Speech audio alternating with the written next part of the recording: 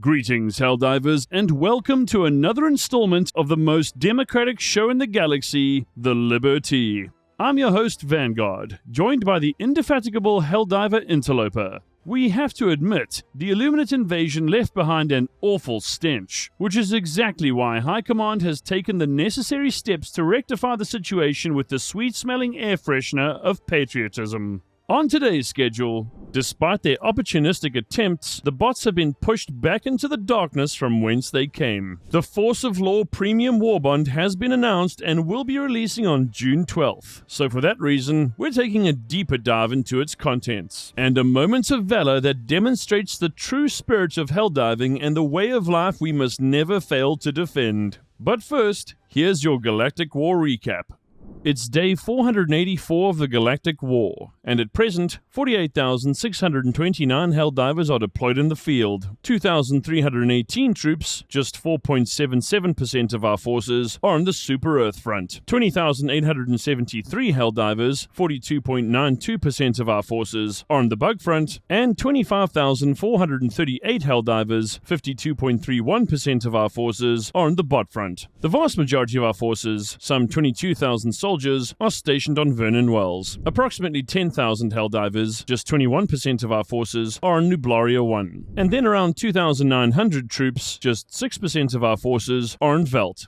Major order complete. Merrymaking restored. Liberty secured. Against all odds, and perhaps against better judgment, the Helldivers have once again defied the expectations of their enemies and exceeded those of their superiors. The opportunistic assault launched by the automatons in the wake of our great victory over the Illuminate has been curtailed with maximum prejudice. All 5 incursions have been repelled thanks to the swift, unyielding, and sometimes dangerously enthusiastic response of Helldivers across the galaxy. The citizens of Widow's Harbor, Pelan 5, New Haven, and Mars, who suffered the cruel interruption of their sanctioned frivolity, can now return to a more stable and supervised form of merriment. The Ministry of Humanity has issued temporary extensions to all surviving residents' merrymaking permits, ensuring they may enjoy the authorized celebratory confections and synchronized dances in the coming days. For all other citizens, the period of sanctioned joy has officially concluded. Spot inspections will resume to ensure unauthorized cake consumption remains at a minimum. Meanwhile, reconstruction is underway. Entire squads of lucky citizens, handpicked for their spirit and robust bone structure, have been honored with the task of restoring these liberated worlds. The Ministry of Expansion thanks them for their sacrifice and reminds them that orbital debris is not for resale. Reseeding efforts are progressing across the affected planets, and though scarred by war, they will be reborn under Super Earth's shining banner. The automaton's calculated strike, timed to exploit our moment of weakness, has only proven one thing. There is no such thing as a moment of weakness when the Helldivers are on duty.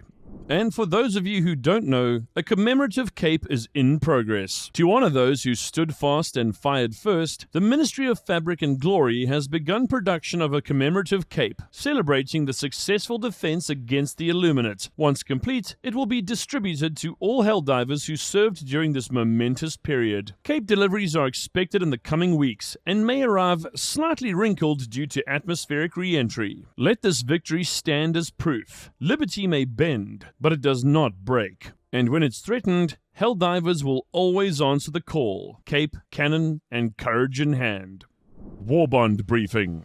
Force of Law. Deploying June 12th. When it comes to Super Earth, you are the law. The final word on freedom and managed democracy in our streets, skies, and shattered front lines. In the aftermath of great victory and ongoing unrest, the Ministry of Defense has authorized the release of the Force of Law Premium Warbond, a full-gear package for Helldivers who know that justice doesn't come from the courtroom, it drops from orbit. First up, firepower. The AR-32 pacifier is a high-capacity assault rifle designed for crowd control on a planetary scale. When enemies of liberty begin to swarm, it keeps you on the trigger longer than most, ensuring the only rights being exercised are yours. Pair that with the G109 Urchin, a stun grenade that attaches to hostile elements and delivers rhythmic pulses of compliance until the target can be appropriately processed, and you're ready for anything the galaxy throws at you. But even the best officers need backup. That's where the AX Arc 3 Guard Dog K9 comes in.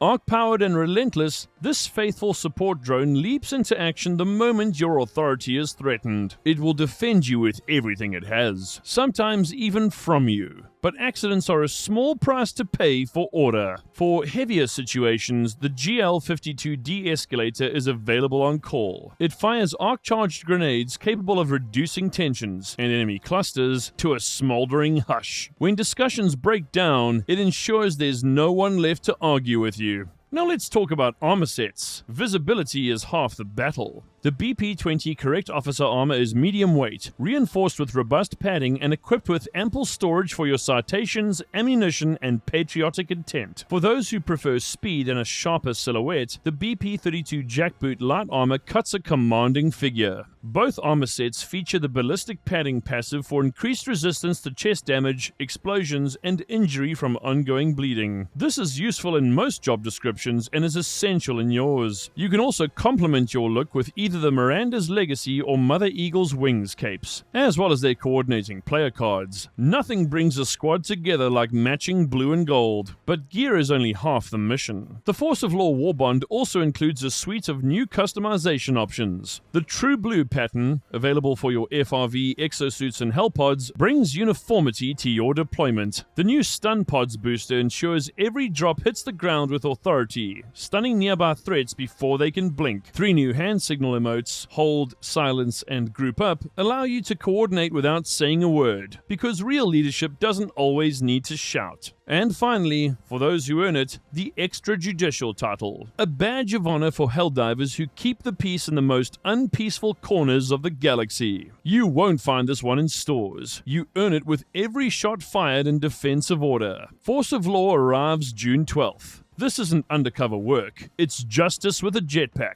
Jetpack not included. Managed democracy may be messy, but with you on patrol, it's in good hands. And now for the Galactic Weather Report courtesy of Helldiver Interloper. Over to you, soldier.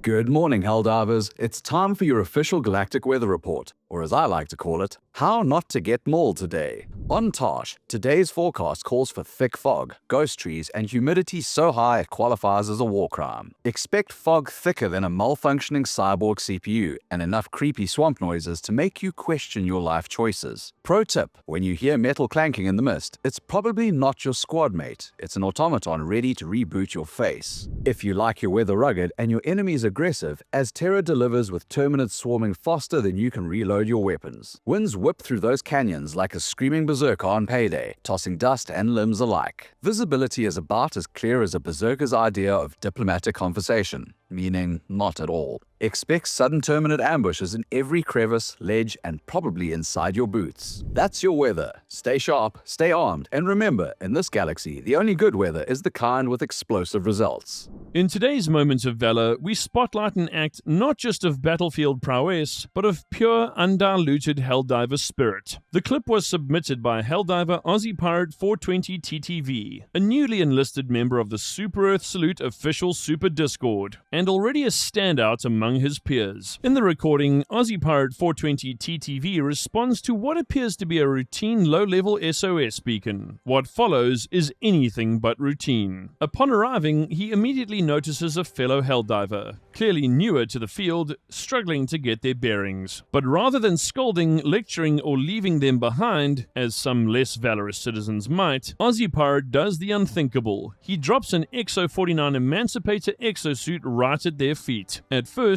the recipient seems confused by the sudden generosity, perhaps wondering if it's a trap. But before long, the new recruit clambers inside, realizing this is no ruse. It's an honest gift. And according to Aussie Pirate 420 TTV, he didn't just drop the one mech. No, he stuck with this Helldiver throughout the mission and gave them all 3 of his exosuits. No questions asked, no glory chased, just unwavering support and Super Earth-style solidarity. Make no mistake, this isn't simply good squad etiquette. This is valor of the highest order. Generosity, trust, camaraderie in the firestorm. This is what Helldiving is all about. We here at the SES commend and salute Aussie Pirate 420 TTV for their bravery, selflessness, and for carrying the torch of true managed democracy into the battlefield and beyond.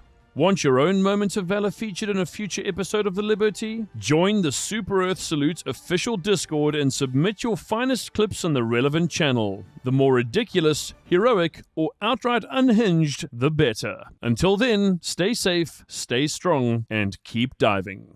And now for the Super Earth Art of War. On brotherhood, buffoonery, and the burden of bravery. Helldivers are many things. Elite soldiers, defenders of democracy, accidental mind-steppers. But above all, they are each other's only hope. In the chaos of alien worlds, amidst the fire tornadoes, orbital barrages, and unfortunate resupplies to the cranium, one truth remains. No one survives alone. Especially not Jeff, who ran off without ammo and tried to punch a scout strider to death. We miss you, Jeff. The Super Earth Art of War teaches us many things. Strategic deployment, proper ordnance usage, when not to call an eagle strike on your own objective. But perhaps the most important lesson is this: carry your team, even if they're dragging you down like a wet cape in a bug swamp. That confused rookie who keeps throwing stun grenades at the evac shuttle, teach them. That helldiver who forgets their stratagem every mission, forgive them. That friend who walked directly into a devastator's open arms and screamed, "Hug me, brother," mourn them. Then revive them. Then send them back in with a guard dog and a pat on the back. Because if we do not fight for each other, if we do not help, guide, encourage, and revive one another in the mud and fire, then what are we even fighting for? Managed democracy isn't built on individuals. It's built on collective, borderline reckless, sometimes questionable cooperation. So,